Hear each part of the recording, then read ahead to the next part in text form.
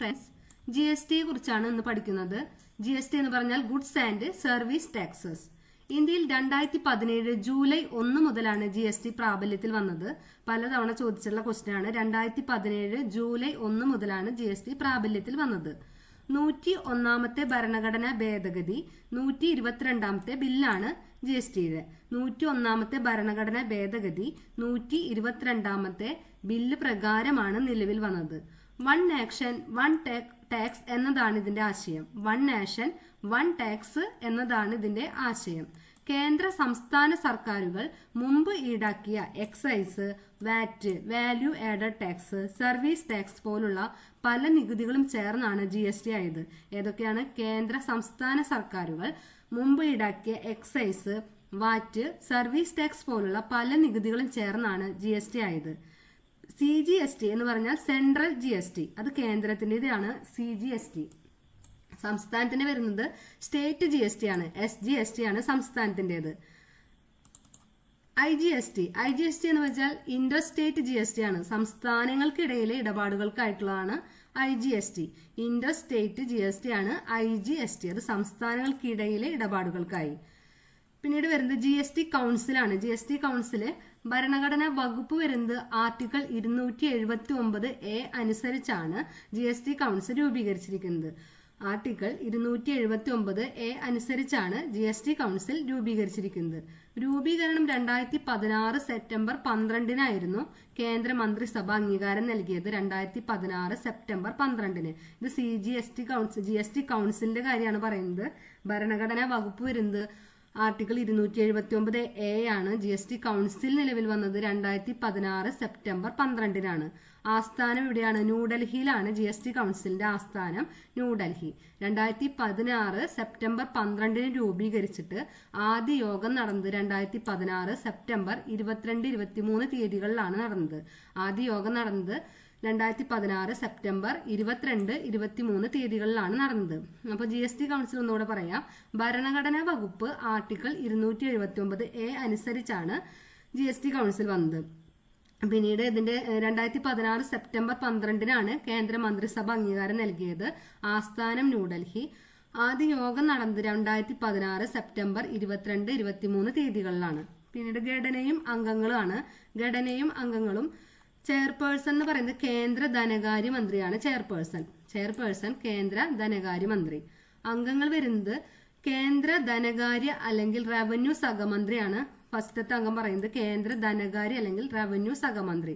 പിന്നീട് വരുന്നത് എല്ലാ സംസ്ഥാനങ്ങളിലെയും ധനകാര്യ അല്ലെങ്കിൽ നികുതി ഉള്ള മന്ത്രിമാരാണ്. നികുതിയുടെ സ്ഥാനം വഹിക്കുന്ന മന്ത്രിമാരാണ് പിന്നീട് വരുന്ന അംഗം. എല്ലാ സംസ്ഥാനങ്ങളിലെയും ധനകാര്യ ഓർ നികുതി മന്ത്രിമാരാണ് വരുന്നത്. അല്ലെങ്കിൽ സംസ്ഥാന സർക്കാർ നാമനിർദ്ദേശം ചെയ്യുന്ന മറ്റേതെങ്കിലും മന്ത്രി.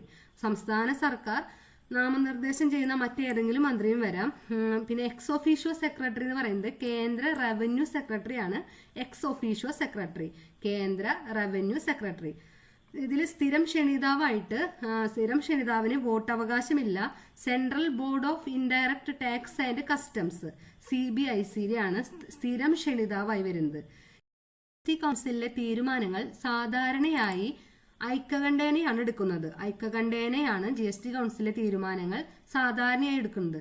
തീരുമാനം പാസ്സാകുന്നതിന് വേണ്ട ഭൂരിപക്ഷം 4/3 വേണ്ടത്. തീരുമാനം പാസ്സാകുന്നതിന് വേണ്ട ഭൂരിപക്ഷം 4/3.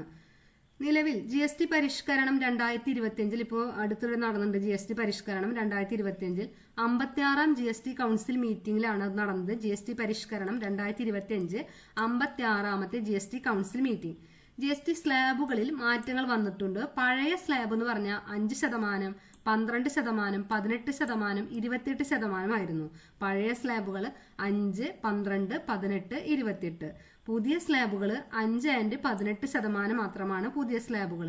അപ്പോൾ ഇതിൽ നിന്ന് എടുത്തു കളഞ്ഞിരിക്കുന്നത് 12ഉം 28ഉമാണ് എടുത്തു കളഞ്ഞിരിക്കുന്നത്. പുതിയ സ്ലാബുകൾ 5ഉം 18ഉമാണ്. പ്രത്യേക ഉൽപ്പന്നങ്ങൾ, സിന്നെ, ലക്ഷറി ഉൽപ്പന്നങ്ങൾ, അതിന് 40%. ഡീമെറിറ്റ് സ്ലാബാണത്. 40% വരുന്നത് പ്രത്യേക ഉൽപ്പന്നങ്ങൾക്കാണ്. ഈ പുതിയ ജി എസ് ടി സ്ലാബ് നിലവിൽ വരുന്നത് 2025 സെപ്റ്റംബർ 22 മുതലാണ് നിലവിൽ വരുന്നത്.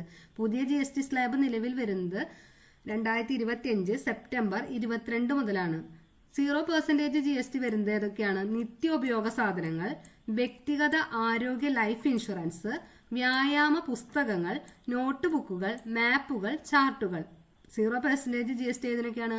നിത്യോപയോഗ സാധനങ്ങൾ, വ്യക്തിഗത ആരോഗ്യ ലൈഫ് ഇൻഷുറൻസ്, വ്യായാമ പുസ്തകങ്ങൾ, നോട്ട് ബുക്കുകൾ, മാപ്പുകൾ, ചാർട്ടുകൾ. പ്രസ്താവന ക്വസ്റ്റ്യൻ വരുമ്പോൾ ഇതൊക്കെ കയറി വരാം, അതുകൊണ്ട് എല്ലാം നോക്കി വെക്കണം. 0% GSTയിൽ വരുന്നതാണ് നിത്യോപയോഗ സാധനങ്ങൾ, വ്യക്തിഗത ആരോഗ്യ ലൈഫ് ഇൻഷുറൻസ്, വ്യായാമ പുസ്തകങ്ങൾ, നോട്ട് ബുക്കുകൾ, മാപ്പുകൾ, ചാർട്ടുകൾ. പിന്നെ 5% GST വരുന്ന സ്ലാബാണ് പാക്കേജ് ചെയ്ത ഭക്ഷണം, പാദരക്ഷകൾ, മരുന്നുകൾ, ചെറിയ ഗാർഹിക സാധനങ്ങൾ, മറ്റ് സാധാരണ ഉൽപ്പന്നങ്ങൾ. 5% GST വരുന്നതാണ് പാക്കേജ് ചെയ്ത ഭക്ഷണം, പാദരക്ഷകൾ, മരുന്നുകൾ, ചെറിയ ഗാർഹിക സാധനങ്ങൾ, മറ്റ് സാധാരണ ഉൽപ്പന്നങ്ങൾ. പിന്നീട് വരുന്ന 18% GST സ്ലാബ് റെസ്റ്റോറന്റ് സേവനങ്ങൾ, ടെലികോം സേവനങ്ങൾ, സാമ്പത്തിക സേവനങ്ങൾ, TV, വാഷിംഗ് മെഷീൻ, ലാപ്ടോപ്പ് പോലുള്ള ഇലക്ട്രോണിക്സ്, നിത്യോപയോഗ ഉപകരണങ്ങൾ, 350cc താഴെയുള്ള മോട്ടോർ സൈക്കിളുകൾ, 1200cc താഴെയുള്ള കാറുകൾ. ഒന്നുകൂടി നോക്കാം. 18% GST സ്ലാബ് വരുന്നത് റെസ്റ്റോറന്റ് സേവനങ്ങൾ, ടെലികോം സേവനങ്ങൾ, സാമ്പത്തിക സേവനങ്ങൾ, TV, വാഷിംഗ് മെഷീൻ, ലാപ്ടോപ്പ് പോലുള്ള ഇലക്ട്രോണിക്സ്, നിത്യോപയോഗ ഉപകരണങ്ങൾ, 350cc താഴെയുള്ള മോട്ടോർ സൈക്കിളുകൾ, 1200cc താഴെയുള്ള കാറുകൾ. ഉയർന്ന നിലവാരമുള്ള കാറുകളും പുകയില ഉൽപ്പന്നങ്ങൾക്കും ഹൈ ഷുഗർ കാർബണേറ്റ് എനർജി ഡ്രിങ്കിനും മറ്റ് ആഡംബര ഉൽപ്പന്നങ്ങൾക്കായാണ് 40% പ്രത്യേക GST സ്ലാബ് അവതരിപ്പിച്ചത്. അപ്പോൾ ഈ 40%ന്റെ ഏതൊക്കെ ഐറ്റംസ് നോക്കി വെക്കണം. ഉയർന്ന നിലവാരമുള്ള കാറുകള്, പുകയില ഉൽപ്പന്നങ്ങൾ, high sugar carbonated energy drink, മറ്റ് ആഡംബര ഉൽപ്പന്നങ്ങൾ 40% പ്രത്യേക GST സ്ലാബ് അവതരിപ്പിച്ചത് അതിനൊക്കെയാണ്. നിങ്ങൾക്ക് നമ്മുടെ ഈ വീഡിയോ ഇഷ്ടപ്പെട്ടാൽ ലൈക്ക് ചെയ്യുക, നിങ്ങളുടെ ഫ്രണ്ട്സിലേക്ക് ഒന്ന് ഷെയർ ചെയ്യുക, നിങ്ങളുടെ വിലയേറിയ അഭിപ്രായങ്ങൾ കമൻറ്റ് ബോക്സിൽ രേഖപ്പെടുത്തുക. Okay, thank you.